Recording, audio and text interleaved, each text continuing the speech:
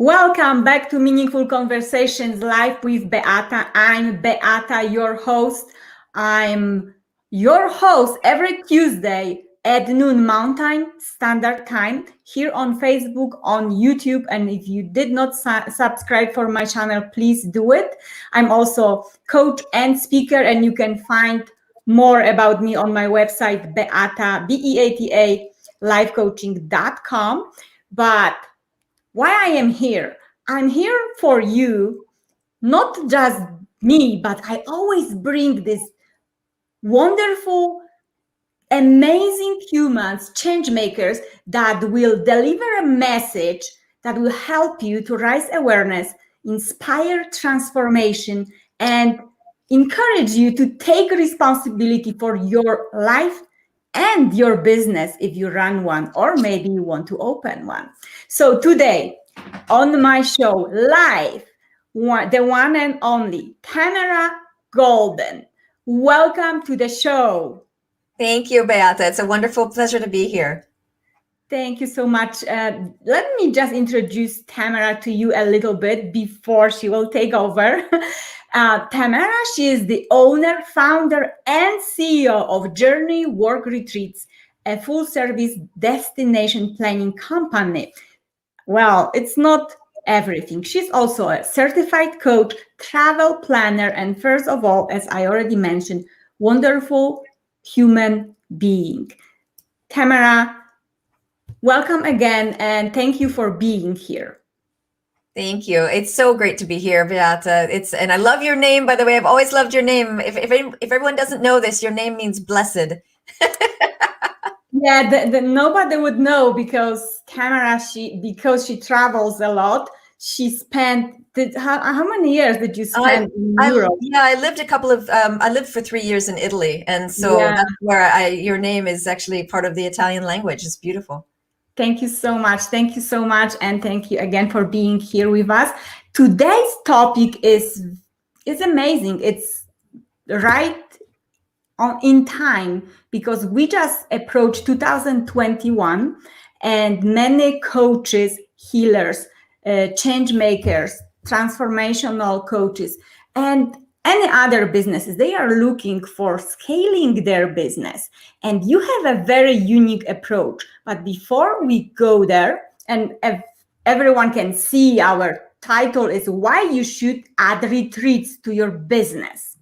And Tamara, no doubts, is the best expert that I know about that can tell you why. But before we go there, I know a little bit about your story. You lived abroad, obviously. So what is the story that Tamara, that was a corporate coach, yes, you were leading the leaders, became expert in providing the packages and one-on-one consultations in traveling and creating retreats as something unique for all the businesses?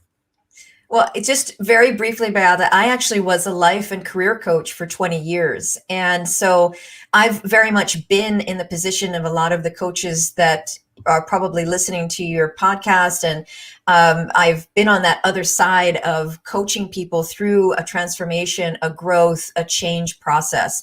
And so I understand what goes into it, and I understand the whole philosophy and accelerated outcomes that you really desire for your clients. So that's where I started. And then I went into the world of travel, and I'm a certified travel planner. And I started doing sort of very traditional trips for people. And I have to say, it just didn't do anything for my heart space. And I'm someone who absolutely feels called to be of service. And when I found retreats, it was the perfect marriage of everything, all the experiences that I've garnered and what I am truly passionate about, which is growth, personal development, spiritual transformation, healing. Those are the things that really I gravitate to. And the practitioners working in those fields are the ones that I really want to support.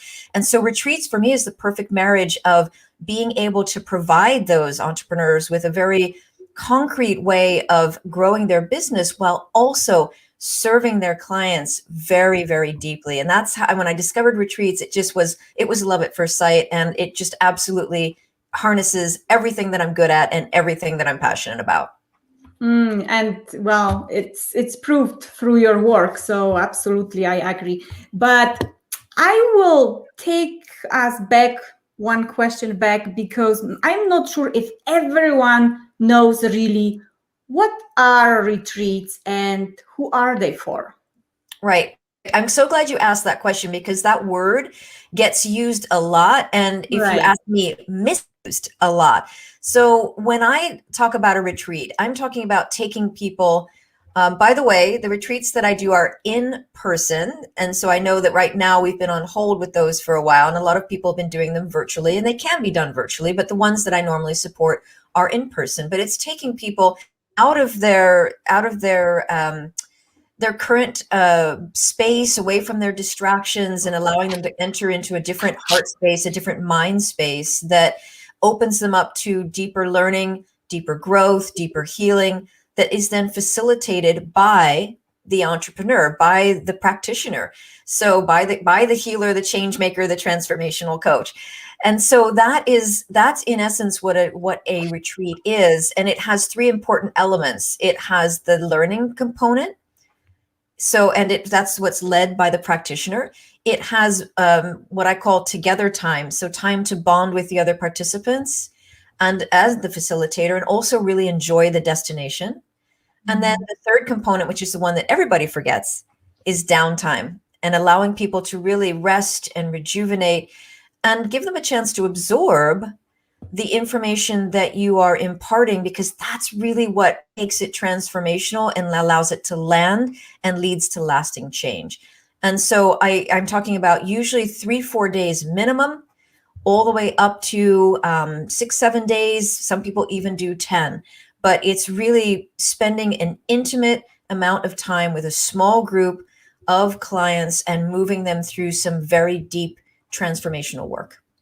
You said clients. So who actually should start including retreats in their business?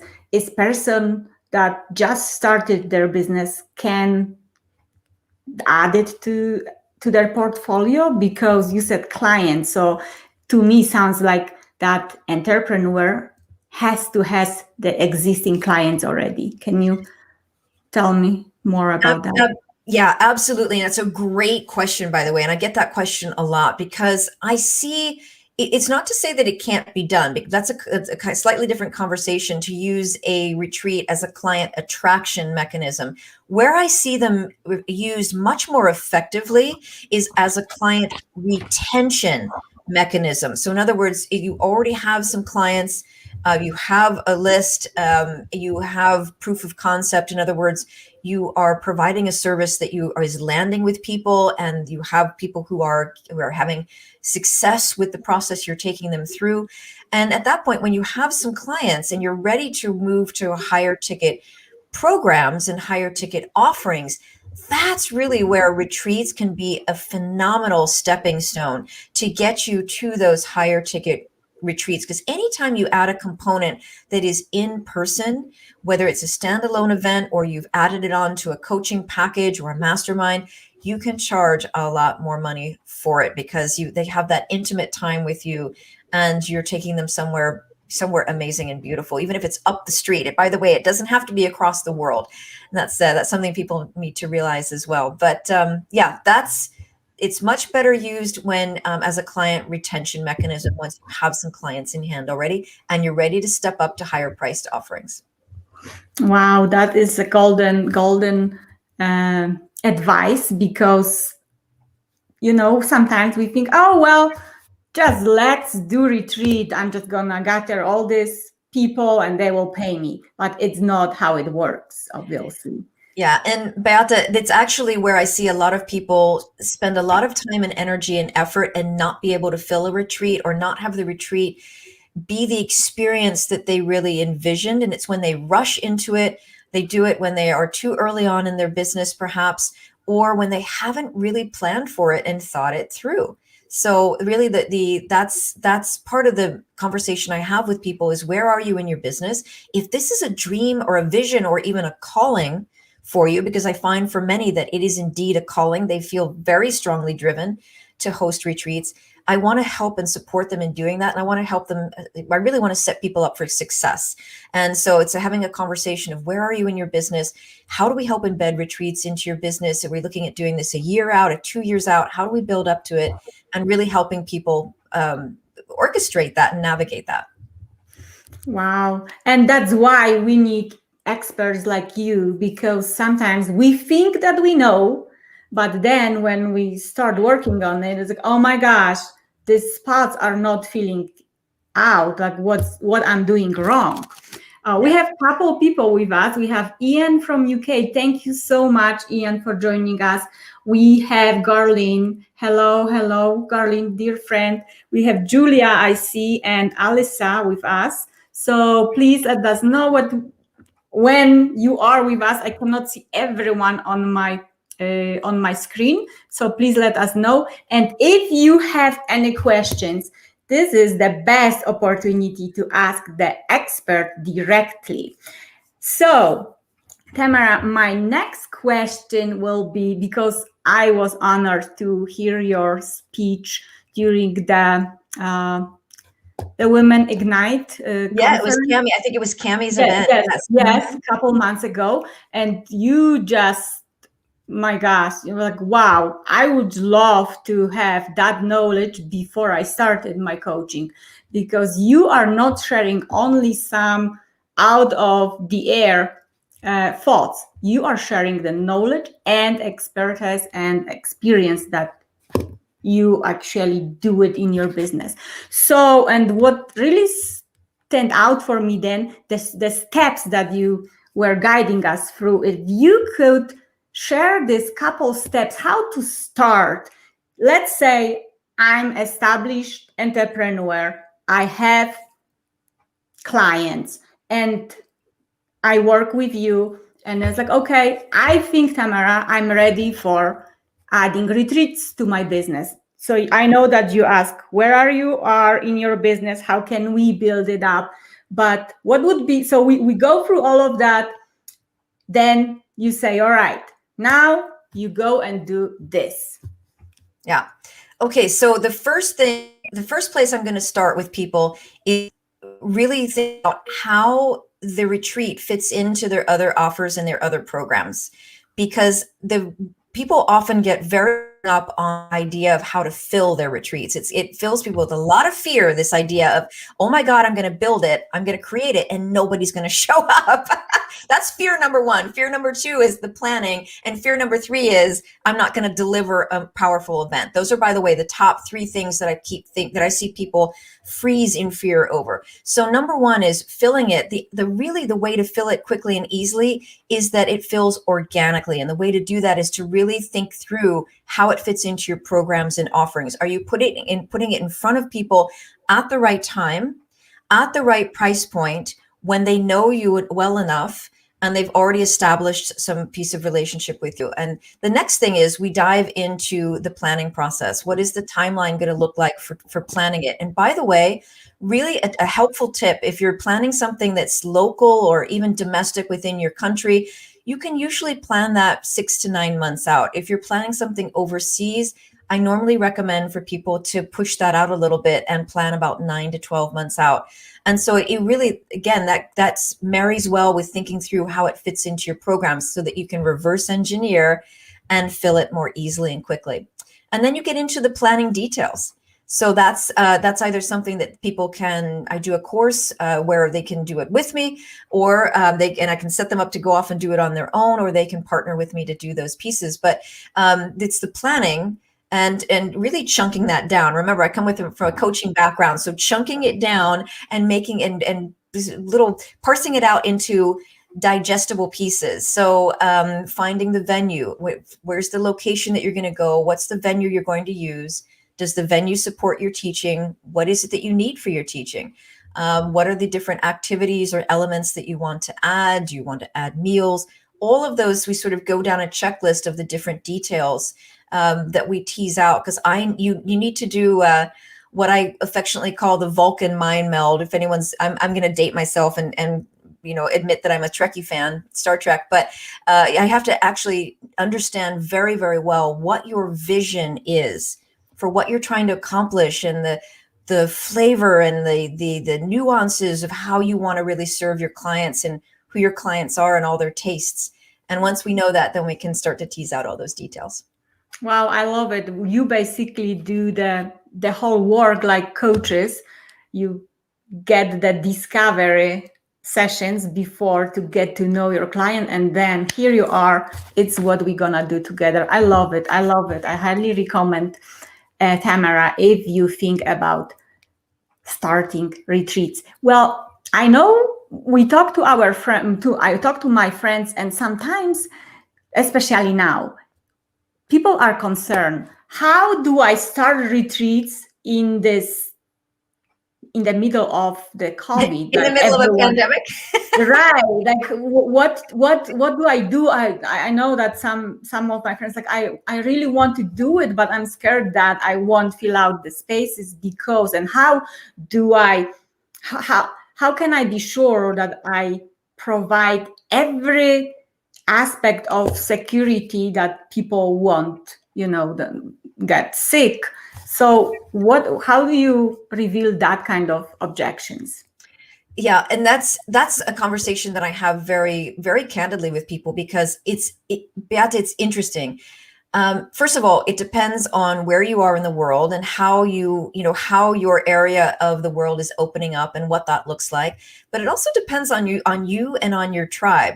Interestingly enough, there are going to be people who are going to be surprised to hear me say this, but there have been people who have been leading in-person retreats even during this past year, who have clients who have said, no, we really want to come together in person. Obviously, we'll do it with social distancing. We'll do it all the security and safety measures, but they felt strongly that they wanted to be together in person. Now, I fully understand that's not for everybody, and that's not for everybody's clients. So what I work with them on is that trajectory of when they think they will be ready. And for a lot of people, that may not even be 2021. I'm working with a lot of clients who are looking to 2022 because they've said, okay, I'm not so sure about this year, but oh my God, I can't wait another year. I have to get together with my clients.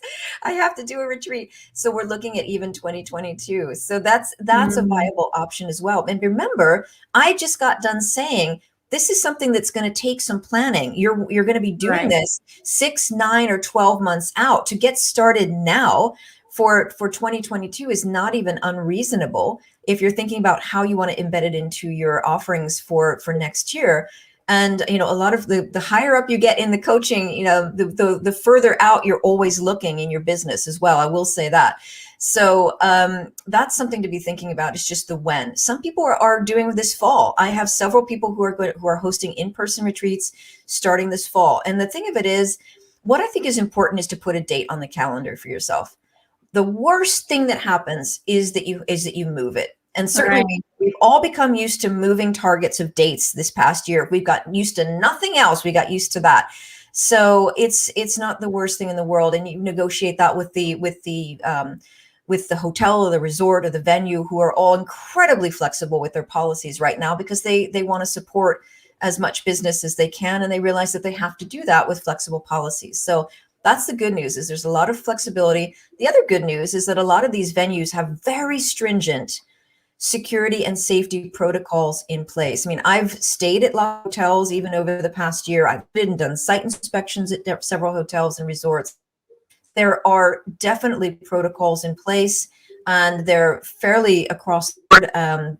There's a lot of good information sharing and best practices that have been put in place in that way. So I'm not worried about the safety or the security, as long as that's a conversation you have up front with the resort or the venue, and you share that information very openly and very transparently with your clients as we get closer to the time of being able to gather in person. Absolutely. And I can prove that because I just came back from a retreat just 2 weeks ago, probably, from Costa Rica. And the safety and security that the hotels and airports and everyone is really providing it's really good, because it's never been like that before. Yes, because we didn't have to worry about that. But now it's, oh my goodness, I was very pleased with how everyone cooperate and it's taking care of each other. And passengers on the flight and my people that I was at this event in, or not event, the retreat, they all are respectful, because we know when you go for retreat like that, you know that it's not just about you, it's also about others. So we all took a really high pressure on safety and security for each other. Beata, how did it feel to gather with people in person again? Oh my gosh. There's no, I don't have words. Like, people, like face to face energy, human to human energy, it can't be replaced. Like, it can't be replaced. I love the online retreats and conferences, because the only plus is that you don't have to move from your house, but you will never get, I believe, this face to face and this energy that you give to other human, and your heart and your passion, and the body language, and the emotions. Yes, I loved it. So I'm so happy that you do the in-person retreats, and we all can learn if we don't know how to start it from you. Absolutely. Thank you. You just encapsulated why I do in person. And I'm sure your folks aren't going to be scared off if I say I talk to Source a lot, and I just was told all throughout this whole entire year, nope, I'm here to do in-person retreats, and that's my mission and my calling. And so that's what I'm here to help move forward into the future. And we will get past this. We're starting to turn a corner, I think, already. It's not a question of if, it's just a question of when. Exactly. Everything is temporary. So this situation as well. And if you are a business owner, coach, healer, or anyone who is thinking about starting or adding retreats, should listen to that conversation and reach out to Tamara, because she is really great if you listen to that show, you will know that she's giving you just the answers. There is no this white space where you have to wonder. And Tamara, this question is kind of out of the subject, but I'm European and you've been in Europe. So please tell me, during the time when you lived in Italy, or probably you traveled Europe as well, and what was the most shocking first impression that you were like, oh, you Europeans, you are weird? Okay, I'm going to be I'll be just very authentic here. So I moved to Italy. I lived in Italy from 1997 to 2000. I lived and worked there. And what was most shocking for me at that time was that and this is specific mostly to Italians, not to all Europeans, it depends on the country, they don't queue. They don't stand in line for things. And so I learned very quickly when I went into the butcher's shop or the deli that I was going to starve, standing in the back of the room, waiting for someone to allow me at my turn to go up to the counter. So I had to get aggressive and elbow my way up past all of those little old ladies who would never let me in to actually put my order in at the counter. And it was so uncomfortable for me because by upbringing, I'm half British, and to not queue is just so beyond you would never in the United States walk into a shop and realize someone was in front of you and walk straight to the counter in front of them and order, ignoring them entirely. And it happened repeatedly in Italy. I love it. I really thought, I'm going to starve. This is like an adaptation feature, survival of the fittest. I have to become aggressive or I'm going to starve. Well, I can tell you that it sounds like Italians are very similar to Polish people. Oh my gosh, yes. If you just stand in a line and maybe you don't pay attention because you wait, they're gonna pass you and just gonna say, okay, you are behind now. And my husband, which is also from here, he was shocked when first time we went to Poland, and this older lady especially were trying to get up front of us, but they didn't know that I'm Polish as well. And I was like, oh, hold on, lady, no, go back to the line. And you know, it's funny because the little old ladies were the worst ones. They were I know, so they were the aggressive. most aggressive. I know. Oh my gosh. Yeah, it sounds very familiar. So I love it. Thank you for sharing. Oh, Beverly is with us. Do you know Beverly? I think you should meet, ladies. Hi, Beverly. Adaptation happens in all aspects of life. Absolutely. Especially when we travel or when we start living abroad. I can tell you something about that, and you as well. So, anyone has any questions to our speaker before we end this conversation, because we are gonna close soon. So thank you again for sharing all the golden nuggets and the private experience from Europe. My other question is, what is the best way to find you and the easiest way to find you? Oh, the easiest way is through my website. So my company is Journeywork. It's all one word, Journeywork Retreats. Yeah, you've just put up the right. Yeah, and so they can either go to my Facebook page or my website. So Journeywork Retreats on Facebook, or journeyworkretreats.com is my website. And we have all kinds of ways for people to get in touch with us. And on our website, we have a fun retreat ready assessment. So if you are somebody, it's completely free. It's 15 questions that you can go through to find out if you and your business are retreat ready. So that's kind of a fun thing that we offer to people too, if you're keen to find out more about where you are in business, and if adding retreats is something that is of interest to you and you're ready to do that. Absolutely. And my last question would be, would you like to leave our audience with some uplifting thought or sentence? I would. I think that there's three things that have come out of 2020 for me, because I actually took 3 weeks off at the beginning of the year and really went into deep kind of reflection. And I realized that it was clarity. I got very clear on my message and on my mission, and trust, because my vision and my mission goes against what's happening right now in the world. And so really having the trust to stay true to that vision or mission, and then flow. So allowing the universe to bring to me the clients, the actions, the steps through intuition is very important as I step into 2021. So clarity, trust, and flow, I think, are 3 words that I would really like your listeners to sit with and think about how to apply them in their own lives. Absolutely. Thank you so very much for being here with us. And well, I really hope to have you again as a guest. You are a wonderful human. Again, I love your heart and your sharing. You share straight from your heart, no secrets about that. And everyone who is watching us, please reach out to Tamara. She will, and I know that Beverly is already trying to connect with you, and I'm sure you're gonna connect. And yes, I will connect you, ladies. You should be connected. Anyway, again, thank you everyone for listening. If you watch on replay, please leave a comment, #replay. Share with your friends, especially your business or entrepreneurs, because it's additional product that you can start adding to your business this year. Even like Tamara said, you're planning for 2022, not even for this year.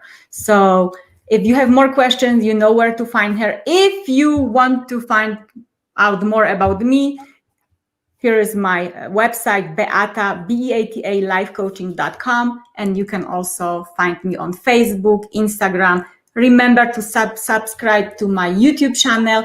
And next week at noon, I have another surprise for you. So please join me. Thank you so very much and have a wonderful day.